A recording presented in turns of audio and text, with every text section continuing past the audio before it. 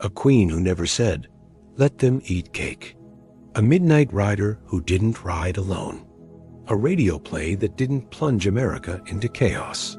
Some of the most famous historical events we swear we know never actually happened. Tonight, we pull the thread on the stories that shape our past and find out how they unravel. Act 1. Setup. Our heads are full of history, but our memories are full of movies. We picture Caesar gasping, "Et tu, brute?" under a marble arch. We picture Newton, beamed by an apple, inventing gravity on the spot. We imagine torches, mobs, queens, crowns, and perfect one-liners at just the right moment. But the past didn't come with soundtrack music. It came with messy people, half-heard rumors, and stories sharpened over time. Some myths started as propaganda. Some came from poetry and plays. Some were honest misunderstandings that textbooks repeated until they felt true. And some were created by one writer trying to sell books. Here's the catch. We believe them because they're great stories. They're clear. They teach a lesson. They give a face to a huge moment and a quote you can tell at dinner. The trouble is, when we trade truth for tidiness, we lose what really happened and why. So let's walk through the greatest hits. We'll keep what's real, cut what's fake, and learn how to spot the next myth before it takes root.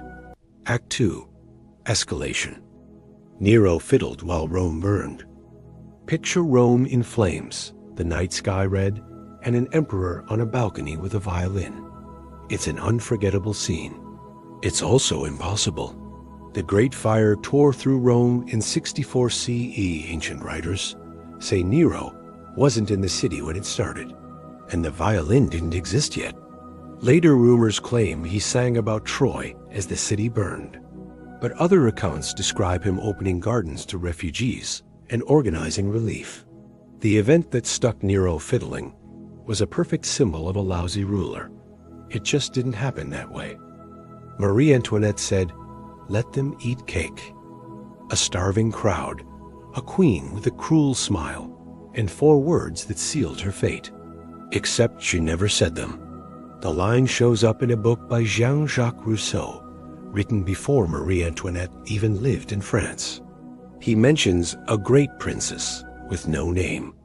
Years later, enemies turned it into a soundbite. It worked. It fit the image of a distant court. History needed a villain, and the myth stuck. The real Marie Antoinette had many faults, but that quote wasn't one of them. Columbus proved the earth was round. School posters love this one. Brave Columbus sailing against flat earth fools. But ancient Greeks had already measured the earth's curve. Educated Europeans in Columbus's time knew the planet was a sphere. The fight wasn't about shape.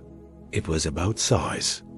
Columbus believed Asia was much closer than it is. He was lucky the Americas were in the way. The flat earth crowd? That was a 19th century smear of the Middle Ages, not a real debate in 1492. Salem witches were burned at the stake. American witches weren't burned. 19 people were hanged in Salem. One man, Giles Corey, was pressed under heavy stones for refusing to plead. Others died in jail. Burning did happen in parts of Europe, but not in Puritan New England. The burning image packs a punch, but it's a movie scene, not a Salem fact. The Library of Alexandria died in a single fire. One night, one spark, a world of knowledge up in smoke. That's the legend. The truth is more tangled. The library had many lives and many losses. Caesar's siege in 48 BC, he likely burned some books stored near the docks. Later rulers starved it of support. Religious and political fights chipped away at it. By the time it was gone, it had faded, not exploded. We lost something huge, but not in one dramatic blaze. The War of the Worlds broadcast caused nationwide panic. On Halloween Eve 1938, Orson Welles aired a fake news bulletin about a Martian invasion. The legend says America panicked. People fled cities and phone lines melted. Reality? The show's audience was smaller than you think. Some listeners were spooked, especially in areas with real-world stress. But the coast-to-coast meltdown came from newspapers eager to dunk on radio, their new rival. They printed sensational stories. The biggest panic that night was in the press. Paul Revere's lone ride, shouting, "The British are coming." Revere rode, yes. Alone, no. And he didn't shout, "The British are coming." He was British. Colonists called the regular army regulars, not British.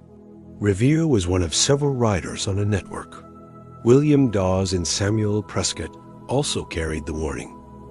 Revere was detained that night. The message still got through. The poem by Longfellow made a single hero easier to remember. The real story is wider and more impressive. A community on alert. George Washington and the Cherry Tree. A little boy, a little hatchet, and I cannot tell a lie. It's pure Americana and pure fiction. The tale comes from an early 1800s biography by Parson Weems. He wasn't a historian.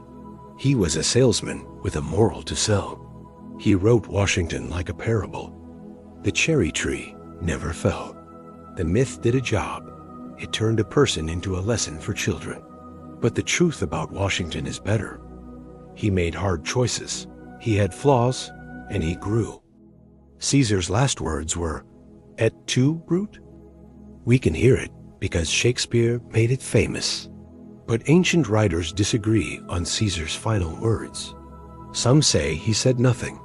Suetonius writes that Caesar may have said in Greek, "You too, child?" to Brutus. "Et tu, Brute?" Is perfect drama short, bitter, memorable. Theater won over history. The stabbing happened. The line did not. Newton discovered gravity when an apple hit his head. Newton told friends about a falling apple that made him think about why things fall straight down. It didn't hit his head. He didn't shout Eureka. He wrestled with the idea for years, using math most of us never want to see. The apple story stuck because it's simple. It gives you a starting point. Real science is slower. It's 1,000 apples, not one. Einstein failed math. He didn't. As a teen, he aced math and taught himself advanced calculus. He did fail an entrance exam for a Swiss school once, but only in non-science subjects. He was a brilliant student who sometimes clashed with teachers. The myth of Einstein as math flunker comforts us. It says geniuses are just like us. He was human, yes. He wasn't bad at math.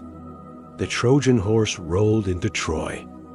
Archaeology suggests Troy was real and suffered violent ends. But the giant wooden horse may be a poem symbol, not a news report. Some think horse was a nickname for a siege device. Others suggest it meant an earthquake Poseidon symbol was a horse. The image of soldiers packed inside a hollow horse is iconic, thanks to Homer and later artists. The event, as pictured, likely didn't happen. Tulip mania wrecked the Dutch economy. Tulip prices went wild in the 1630s. Contracts traded like crazy. Then the market cooled fast. But the myth that tulip mania ruined the Dutch economy is wrong. Most trades were paper promises, often not paid. The damage was real for some, not the whole country. Later writers blew it up into a morality tale. It sells because it sounds like poetic justice. Reality was more boring and more human. The Iron Maiden was a medieval favorite. That spiky coffin in the Torture Museum feels ancient. It isn't. The classic Iron Maiden is a 19th century mashup, assembled by showmen who sold tickets with gruesome props. Medieval Europe had plenty of ugly punishments. The Iron Maiden we imagine wasn't one of them. The popular use is a modern myth with good marketing. Catherine the Great and the Horse. You've heard the rumor. It's a lie crafted to humiliate a powerful woman. Catherine the Great died of a stroke. The horse story spread long after, feeding on sexism and shock value. It teaches nothing and reveals only the cruelty of gossip. This is a good test. If a historical story is famous only because it's scandalous, look for the agenda behind it. Caligula made his horse a consul. Suetonius wrote that the emperor loved his horse Incitatus, decked him in jewels, and joked about giving him office. Did he actually make the horse a consul? No credible ancient source says so. The story worked as satire, a way to call politics a circus. It wasn't a formal appointment. The line between mockery and truth blurred, and a joke became fact. The Spanish flu started in Spain. It didn't. The 1918 influenza pandemic hit many countries. Spain was neutral in World War I and had a free press. Spanish papers reported the outbreak early and openly. Other nations, at war, censored bad news. The nickname stuck because Spain was honest. Blaming the name on origin is a mistake we keep repeating with disease and fear. Woodstock's baby boom. People swore there was a spike in births 9 months after Woodstock. Demographers checked. It never showed up. It makes sense that a legendary festival would grow a legend of new life. But numbers are stubborn. The boom was a feel-good headline, not a fact. Act 3. Climax and aftermath. Now that you've seen the pattern, watch how the beats repeat. A neat quote replaces a messy truth. That's et tu, brute, and let them eat cake. A simple cause replaces a complex process. That's the Library of Alexandria and Tulip mania, shrunken to one blow or one crash. A hero stands alone because it's easy to draw. That's Paul Revere. A symbol becomes literal. That's the Trojan Horse. A rumor sticks because it flatters us or shocks us.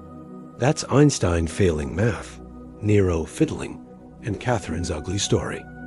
Once a myth clicks, it spreads like a tune you can't stop singing. Writers repeat it, artists paint it. Teachers copy it from old notes. It slides into quizzes. You nod along because it matches the movie in your head.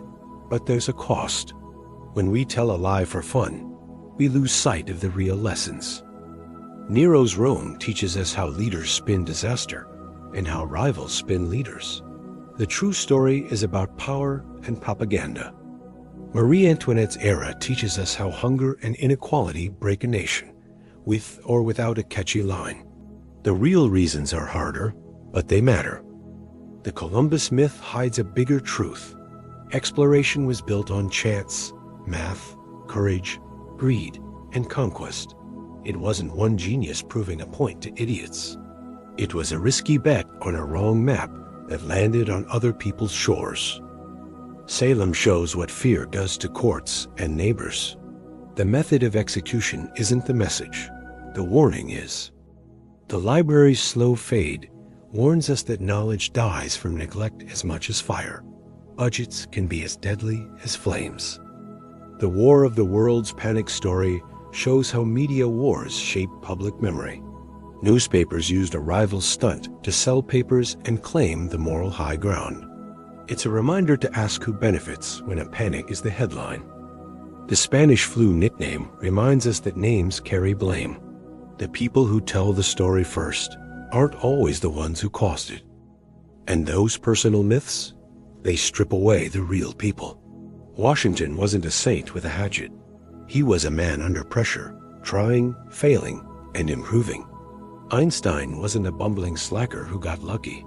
He was a worker who read, wrote, and argued for years. Twist insight. Here's the twist. We don't repeat false stories because we love lies. We repeat them because we love meaning. Myths win when they do a job make sense fast, signal values, build heroes, and create a punchy line. The shorter the path from story to feeling, the stickier it becomes. Our brains are lazy in a smart way. We use shortcuts. If a quote sounds like a queen who ignored the poor, we accept it. If a scene looks like a man who didn't care while a city burned, we remember it. The truth might be more interesting, but it demands more effort. And then something else happens. Once a myth is in a textbook or a speech, it gains armor. We confuse familiarity with accuracy. That's why Shakespeare can beat Suetonius, and a 19th century biography can rewrite a founding father. So what do? We don't have to become joyless mythbusters, armed with red pens. We can keep the wonder and swap the fakes for better stories. The real past is full of human drama. Real people faced hard choices, said awkward things, and missed perfect zingers. That's not boring. That's us. Reflection, takeaway. When we untangle the myths, we don't ruin history. We rescue it. We get a Nero who tried to help, and a ruler machine that wrecked him. We get a queen trapped in a storm, not a cartoon villain. We get a network of riders, neighbors, and towns ready to act. We get a library that dies from 1,000 cuts, a flu misnamed by the honest, and a scientist thinking under a tree, not starring in a slapstick scene. Here's your takeaway. The next time a story makes perfect sense, pause. Ask who told it first. Ask who benefits. Look for the boring details. They're usually where the truth lives. Then tell that truth in a way that sticks. Make the good story the accurate one. I want to hear from you. Which myth surprised you the most? And what famous fact do you think we should investigate next? Drop your pick in the comments. I'm building a list from your ideas. If you enjoy history that cuts through the noise, hit subscribe and turn on notifications. We post smart, sharp stories every week, and you won't want to miss the next one.